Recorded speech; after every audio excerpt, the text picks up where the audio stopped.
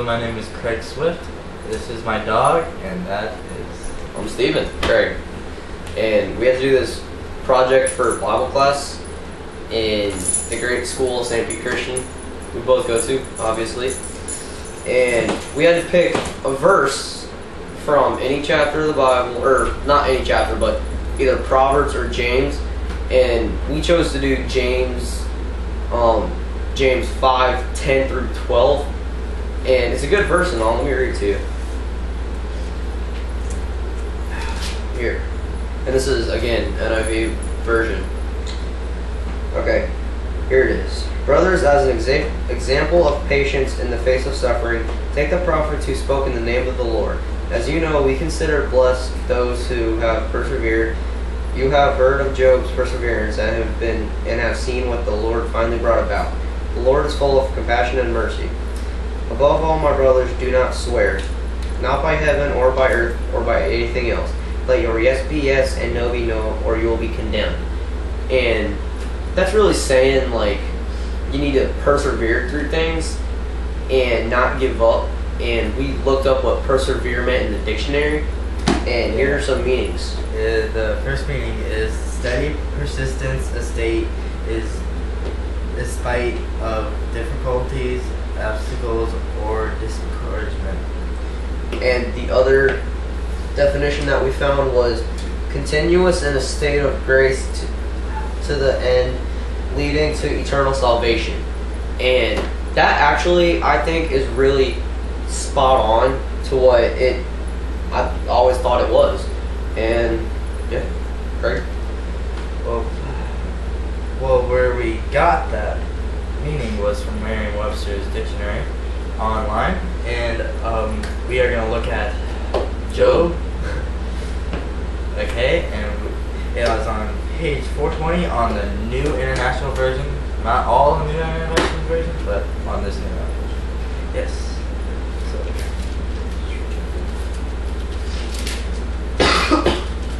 Excuse me. Okay. This is Job 1 through 5.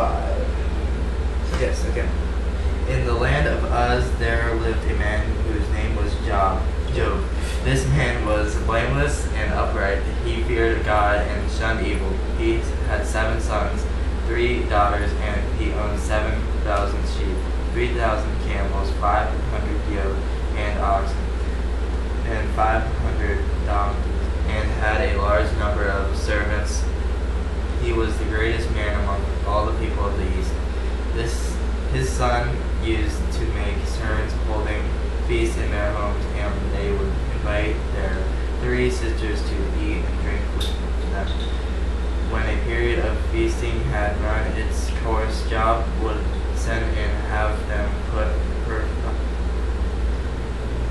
purified. Early in the morning, he would sacrifice a burnt offering for each of them, thinking, perhaps my children, having sinned and cursed God in their hearts. This was Job's regular customs, and that is Job 1 through 5, and that is a really meaningful verse. 5 verses. Okay, you have anything to say about it? And just, if you want to, for your own entertainment, you can read more of that. NIV version, you can use Old King James or any other version they have out there anymore. And I think that's good how a father would do that for their kids, sacrifice something for them, and hope that they haven't been doing anything wrong. And I just think it's a good verse, all the good chapter in the Bible. And Craig, got anything to say? Yeah, Job, he, at first he wasn't really that good of a person. And then, like, later on, he turned to know God more, and that's the reason he got all those things that he should have gotten, because he believed in the Lord. And what Craig means by he wasn't a good person is that's farther along. He started not believing in God because he was going through hard times. That's not. That's what he meant. Yeah. And it's. And if you wanted to read more, again, you can use NIV or anything else.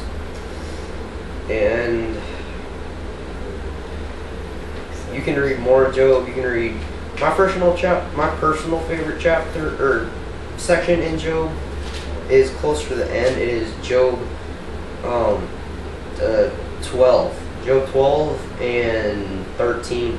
Those are my two favorite sections. Not like verses, but actual sections of it. And some of it, and I'm just going to read some of Job 13. My eyes have seen all this. My ears have heard it and understood it. What you know, I also knew. I am not inferior to you. And this is God speaking to Job after Job was talking to God, obviously. And this is him replying.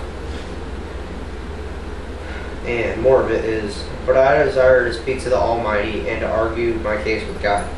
You, however, smear me with lies, and you are worthless physicians, all of you. If you would be altogether silent for you, that would be wisdom. And if you read more of it, it gets more in depth in how Jesus can, God can change your state of being, not state of being, but how you believe in Him, and have more of a love and more, I don't know how you want to say it, just more, you're more outgoing for Him, kind of. You want to worship Him more and that kind of thing. So let's hear what Craig has to say on it.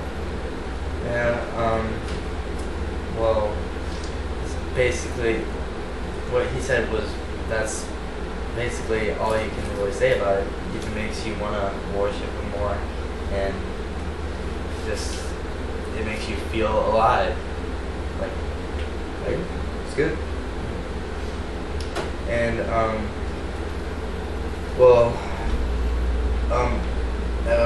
our verse, we are going to speech it over again, just to get it reminded in your brain that this good verse that we are saying to you right now is a really good verse.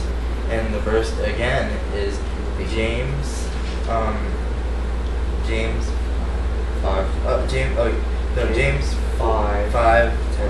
10 through 12. Yes. Okay.